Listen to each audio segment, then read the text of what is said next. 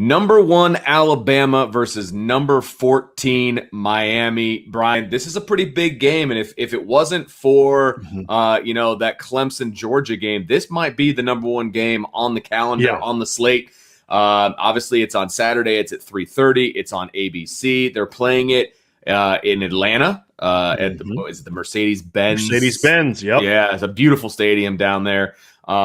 This is a big one. Number 1 team in the land, putting it out there. Brand new quarterback.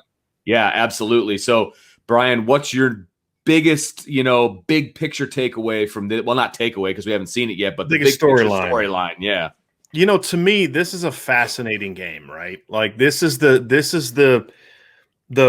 Bama is what Miami used to be back in the 80s and early 90s, right? Fair enough, and Bama is the team, in my opinion, that put the final nail in Miami's elite coffin back in the 90s. When they spanked Miami pretty good in the Sugar Bowl. Miami was never the same program. Now they had that little 3-year mini fake rise. Early 2000s. Yeah, under Butch Davis. He built him up, and then Larry Coker, obviously, those 2 years. But that was just kind of like a little, brief 3-year window, and then they were back to mediocrity. The golden era that began with Howard Schnellenberger finally ended, in my opinion, with that Sugar Bowl victory by Alabama. So you fast forward to 2021. Is this Miami's chance to kind of repay that and say, hey, look, we're going to, our last, true golden, long-term golden era ended because of Bama. Can we kick off a new golden era in Miami with a win over Alabama? That's a tall task, but that's the kind of big picture storyline, I think that I look at from this game. There's obviously some more unique in this season storylines, but that's the big picture one. I always look for those type of things, Vince, and you look at it and say, boy, that's a that symmetry that's a really interesting way of looking at it. So I think that is where I say my big picture view is in this game. Very interesting. And you make a really good point, because we've talked in the past about how this is a very interesting year across the landscape of college football, because Ohio State has a new quarterback, Alabama has a new quarterback, Clemson has a new quarterback, Georgia, frankly, has a new, week 1 starting quarterback. Mm-hmm. So all of these teams who I wouldn't say Georgia's a perennial powerhouse, but these other teams that are perennial powerhouses all kind of are in a transition mode, right? And Alabama is amongst that group. Mm-hmm. And I'm interested to see kind of how they do. And not only that, for Alabama specifically, they also have to replace Steve Sarkisian, which I think is a huge hole to fill. Yes. I mean, he was the brains behind that offense, and that offense is what carried Alabama to the championship last year. To me, it's Bama. You're defending the throne, right? But you're defending it without your general, right? Sarkisian, without your top lieutenant, Mac Jones, without your Air Force, right? You lose your Air Force and Devontae Smith and Jalen Waddle, right? I mean, you lose Najee Smith, you lost your ground force. You lost 2 starting offensive linemen. One goes in the first round, the other one goes 38th overall, Landon Dickerson, despite just tearing his knee up at the end of this, in this SEC title game.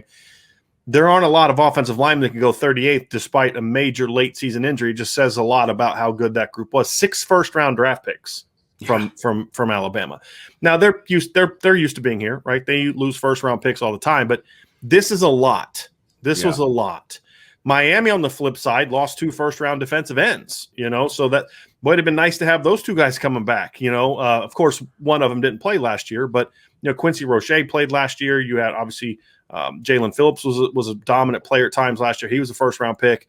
And then you look at it and say, Miami's got a quarterback trying to ascend to the top of the college football world in Derek King. And then, of course, Alabama's, can Bryce Young be the next in line of great quarterbacks? I mean, you think about it, Alabama's, their 2017 quarterback room contained – it was 2018 quarterback room.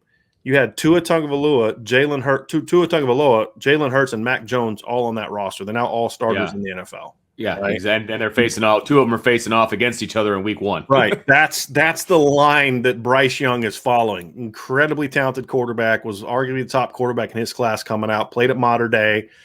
And and but that's a lot. That's a big ask of a kid like that, especially when you consider he lost two first round picks, a receiver, and a first round pick, a running back, a first round pick. What are those weapons going to be like? Yeah. So it's there.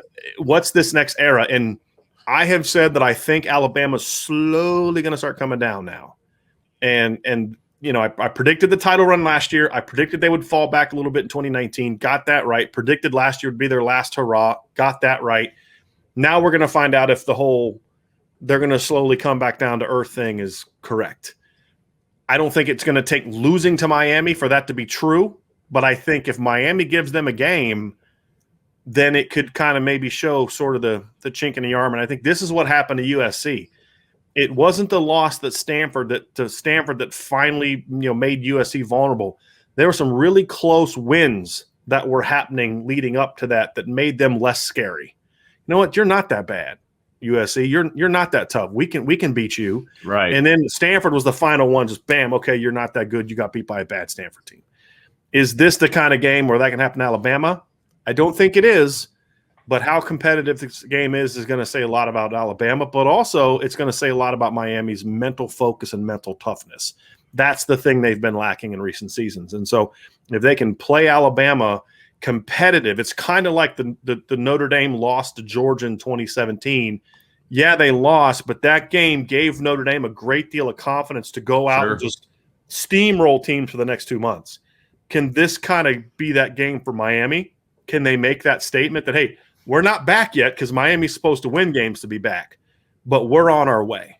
Yeah. That's the opportunity that is in front of Miami because you're playing the big dog, right? I mean, this is the biggest. It's the number one team in the country. I mean, and the defending champs. It doesn't get any bigger than that, right?